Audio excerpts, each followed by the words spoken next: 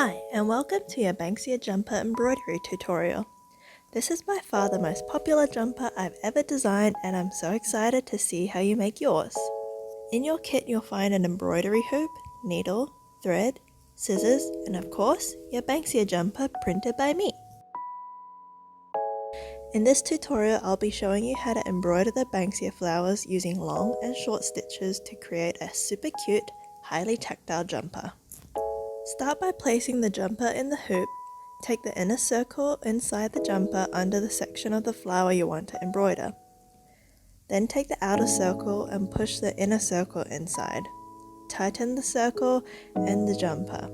I like to tighten the hoop and pull the edges of the jumper and repeat that until the fabric is tight. You can test this by touching it, and if it feels tight and bouncy, that's great. Now to embroider. Draw a line with a pencil to mark where you want the orange section to be. You can use any type of pencil for this. I'm using a dressmaker's pencil. Get a long piece of orange thread. Mine is roughly 1 meter. You can work in shorter lengths if that's comfortable for you. Knot the end of your thread and thread it through the back of your jumper.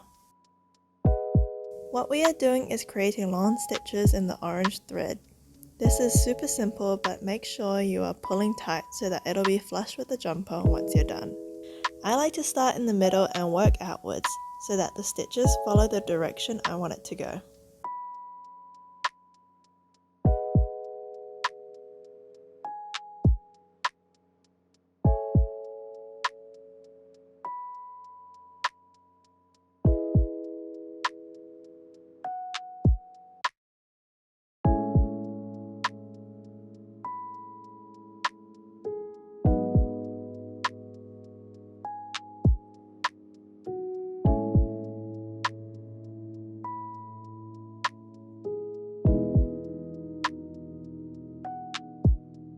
Pause the video here while you work on the flower.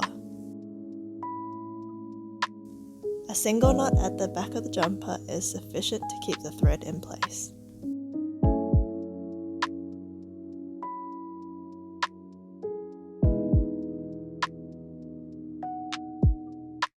Once you're finished with one half, do the same on the other side.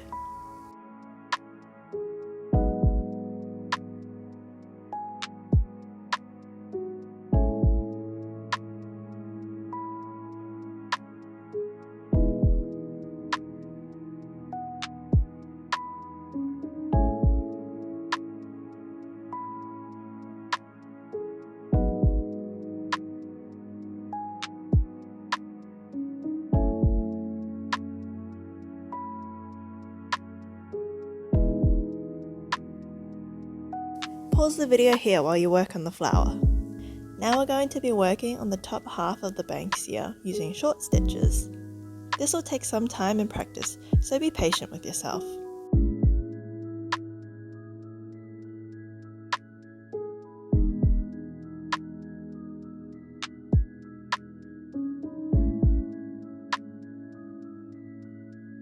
I like to start at the edge and work in rows. You will see here that I'm creating different lengths and stitches ranging from about half a centimeter to a centimeter. This will create more interest and irregularity in your design.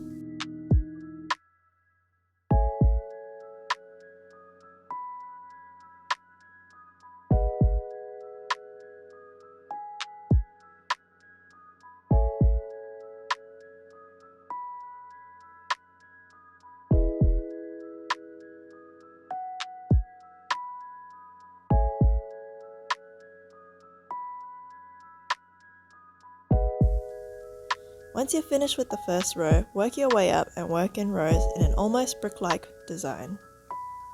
Make sure any gaps are filled in.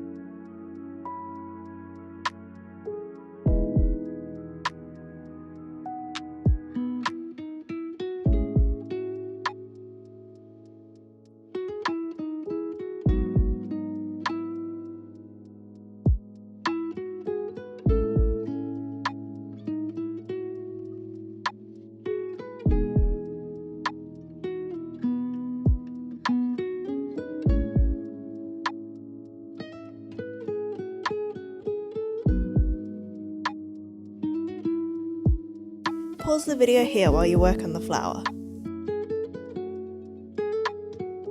Looking good! Now just apply the same technique everywhere else.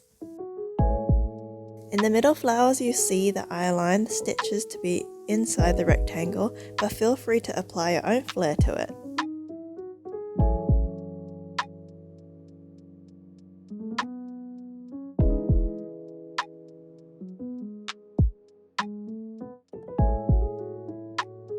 You'll need to grab your pencil again and draw the top of the last Banksia flower and the divider for the colour sections. Repeat everything you learned and there you have it, a beautiful, warm, fun Banksia jumper. Thank you for watching this tutorial. If you liked it, please leave a comment and send me any pictures that you made of your jumper.